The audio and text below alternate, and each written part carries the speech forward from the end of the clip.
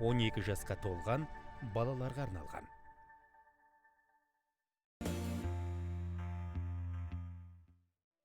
Жігері жасымаған қайрат асқақ, әр жанның айқын белесі әрекетінен байқалмақ. Өмірден өз орнымды тауып, келешегімді келелі істермен толықтырсам деген мақсатты медет еткен қаншама жан бар. Соның бірі Утешева Әйгерім.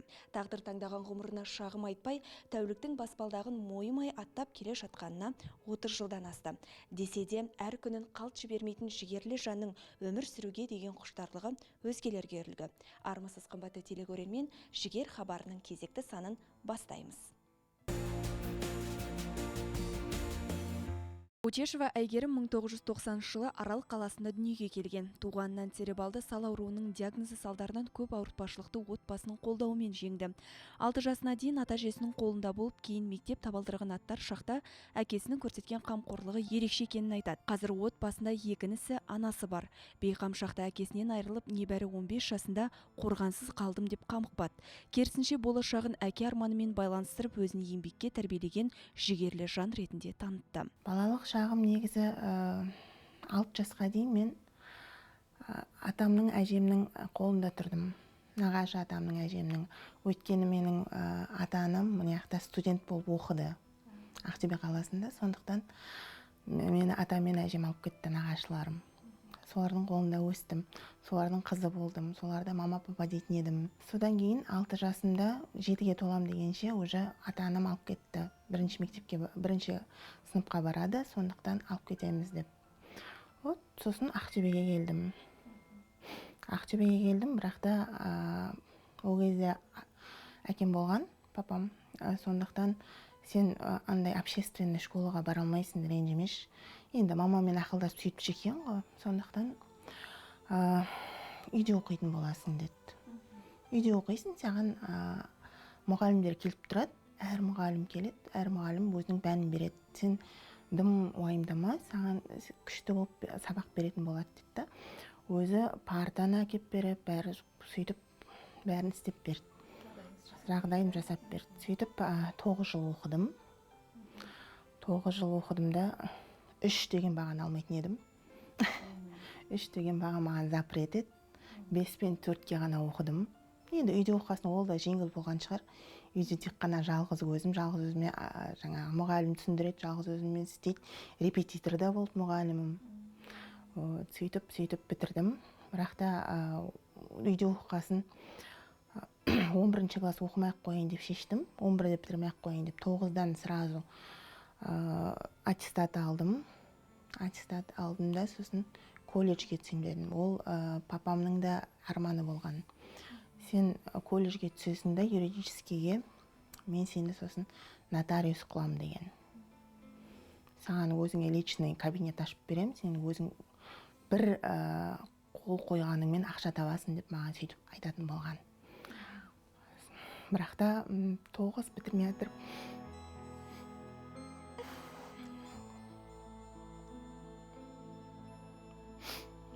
қайтыс болды. Сондықтан, бірақ мен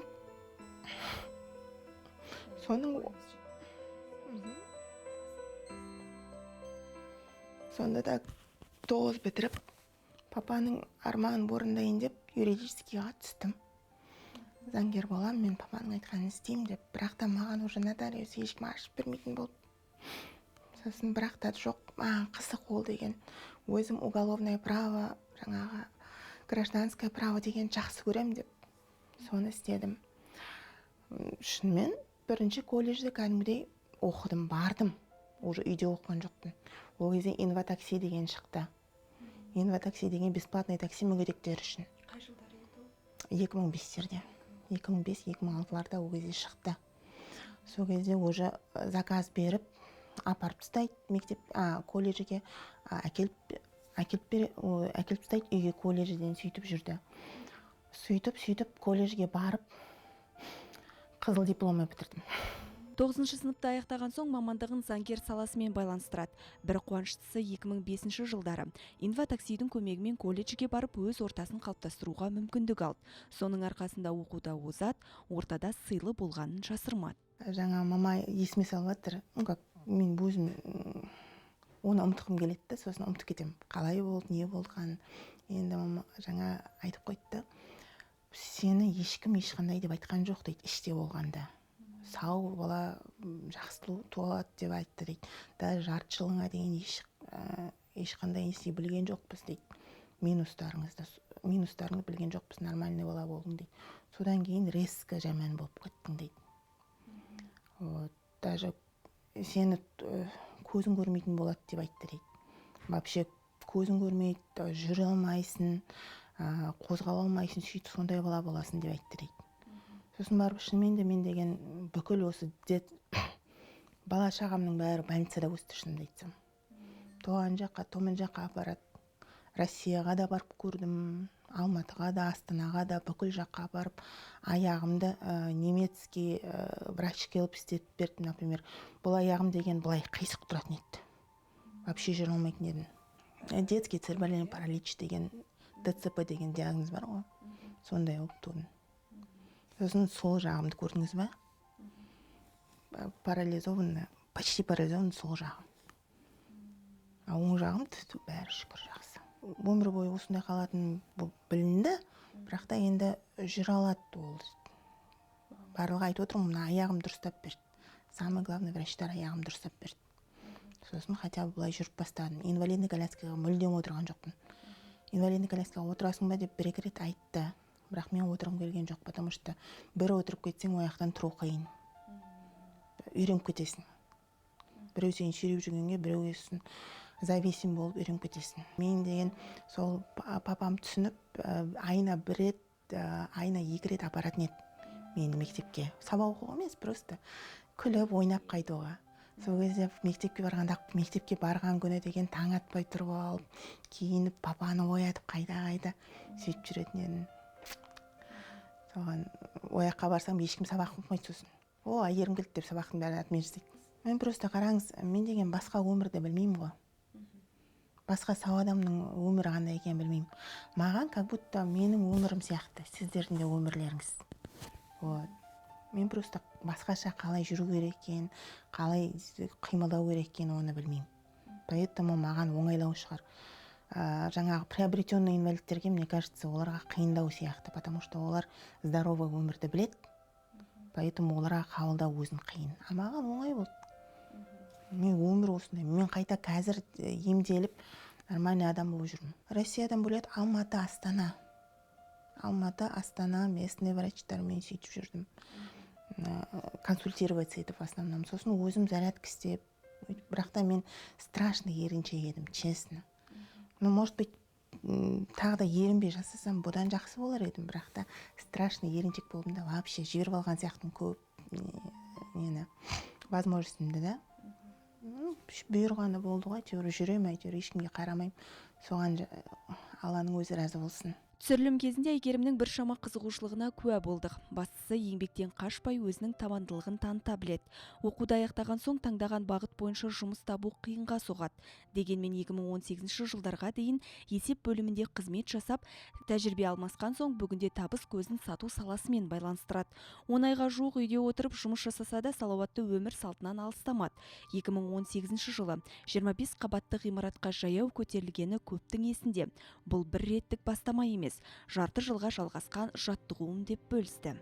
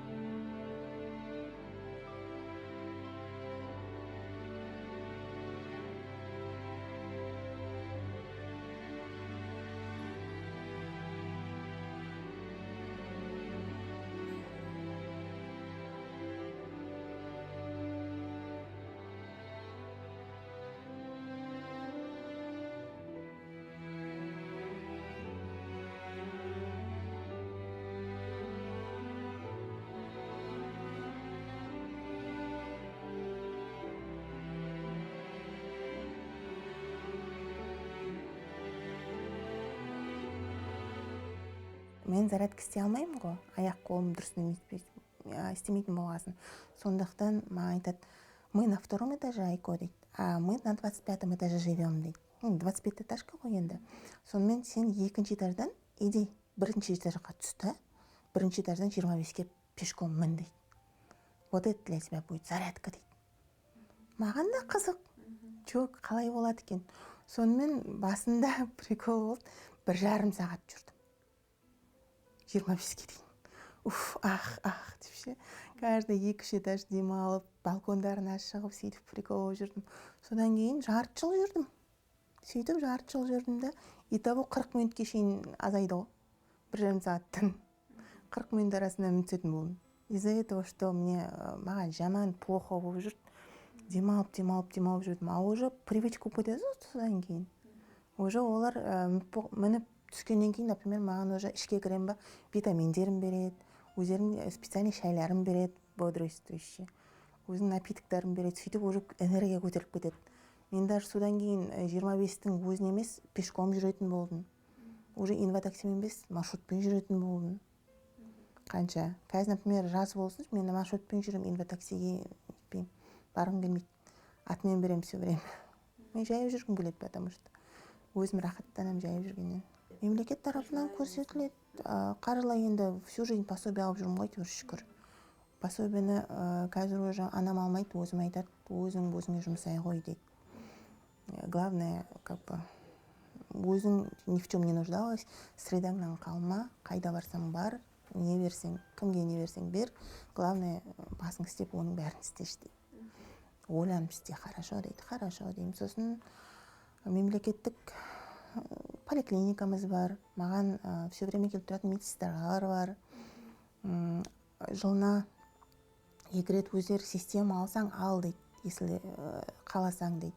Бірақ та мен жылына 1 рет сөйтіп аламын, если честно, потому что здоровьем все нормально қазір, витамин ана мынау ішіп жүргесін, уже ондайға керек емес. Бірақ та менде эпилепсия бар. Эпилепсия деген ауру жаман ғой. Сондықтан противосудорожный лекарство дегенді өмір бойы ішем. Қазірге дейін ішіп жүрім.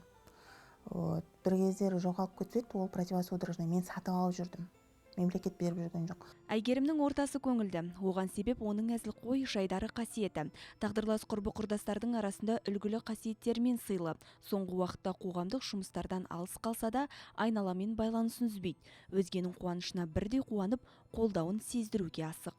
Әйгеріммен 2016 жылы Ақтөбе қалалық сал ауруына шалдыққан азаматтарды қолдау одағы қоғамдық бірлестігінде танысқан болатынбыз. Әйгерімнің маған өмірге деген құштарлығы және деген алға қарай басуы ұнады бізге. Және сол жылы біз волонтерлықта да жүрдік. Жүректен жүрекке волонтерлық тобында ол ерікті болған екен. Басқа да сау адамдарға ол үлгі ретінде мұқтаждарға көмектесті, және де рухани көмектесті. Былай айтқанда мотивация болды ғой сау адамдарға. Әйгерімнің осы өмірге деген ынтасы бізді қызықтырып, баурап алды. Достығымыз одан сайын ұлғайып, қазіргі уақытқа құрбымыз, сырласпыз. Әйгерім жалпы керемет тұлға. Өзін, мысалы, рухани кештер болсын, мәдени концерттер болсын, үзбей келіп тұрады. Мысалы, сау адамдарға қарағанда ол үзбей барлық шаралардан қатысып, өзінің белсенділігін танытады. Әйгерім тік мінезді, бірақ ақ көңіл, барлығына көмектеседі. Бірден негізі досап бола алмадық негізі. Түсінбеушілік болды. Бірақ өзінің андай пысықтығына байланысты бізді баурап алды.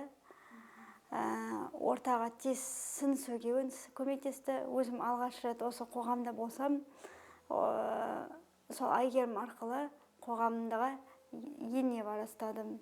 Әзілге жақын ғой негізі. Мысалы, мұнайып отырсақ, келіп ортамызға әзіл айтып кетеді.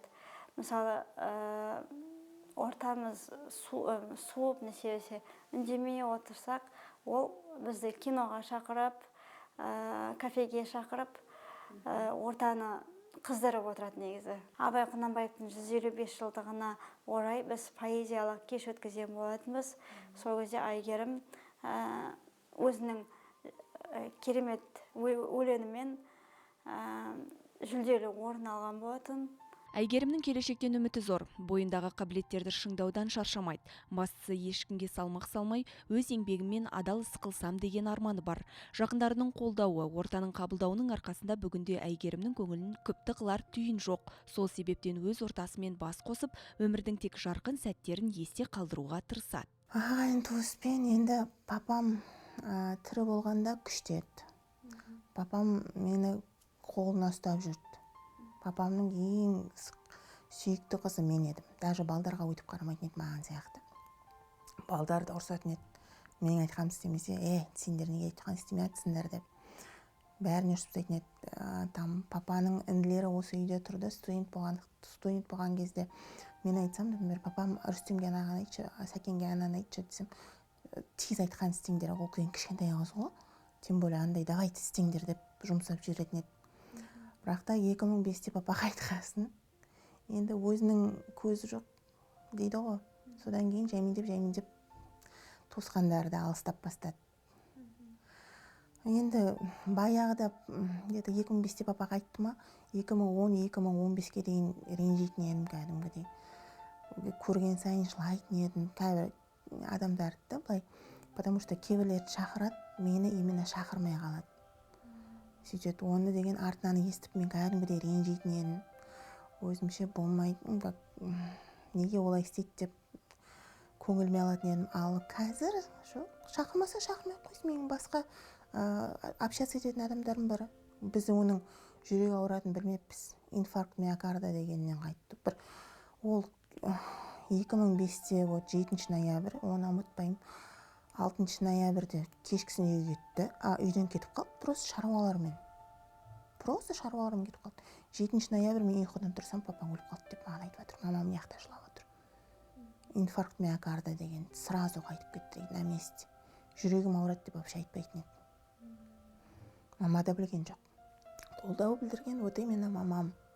Самый главный мамам. Сосын әйтеуір 2 інім менің жанымда қалғанда. Мен негізі қызығушылығым өте көп.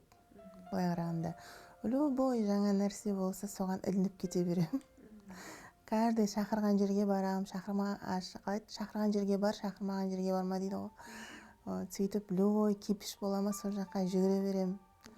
Ораторскийға барып көрдім, бухгалтерскийға барып көрдім, даже дизайнерскийға барып көрдім.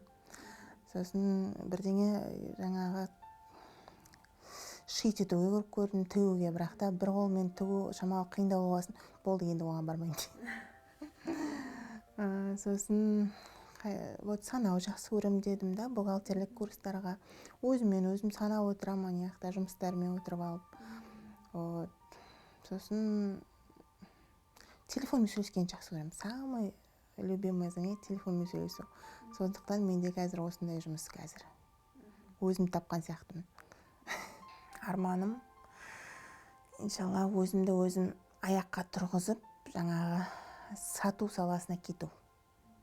Сату саласында 10 ай бұрын бірінші бастадым ба, қазір уже түсі көбісін білем, қалай адамдармен сөйлесу керек екенін білем, немен қызықтыру керек екенін білем, особенно біздің қазақтарда. Сол салада кеткім келеді. Жаңа осы жұмысты пока істей тұрам, наверное, где-то 2-3 жылдай точно қалған, енді көрерміз. Өткен өмірге несін өкінесің? Өткен өмірге, өткен күндерге рахмет дейсің, жүре бересің. Енді кеше ғана осы мамаға айтып отыр едім, қазіргі миыммен баяғы кезге қайта алсам ғой деп. Мама да айтады, біраз нәрсені жаңа ғана түсінбейсің сен қыз дейді. Просто арасында енді өкінесің ғой, бірақ та өкінгенмен ештеңе өзгермейді. Так что оны өкінбейсің де, рахмет дейсің, әр сәтке рахмет дейсің де, алдыға жүре бересің. Бүгінгі кейіпкеріміздің ойында айтылмай қалған сыр, ашылмаған қабілеттің бар екенін жанарынан аңғару қиын емес. Өткен шақпен өмір сүрген адамның келешегі кемел болмайды. Бұл Әйгерімнің басты ұстанымы. Сондықтан жабылған есіктің ашылуын күтпей, жаңа мүмкіндіктердің әлі де туарына сенімді.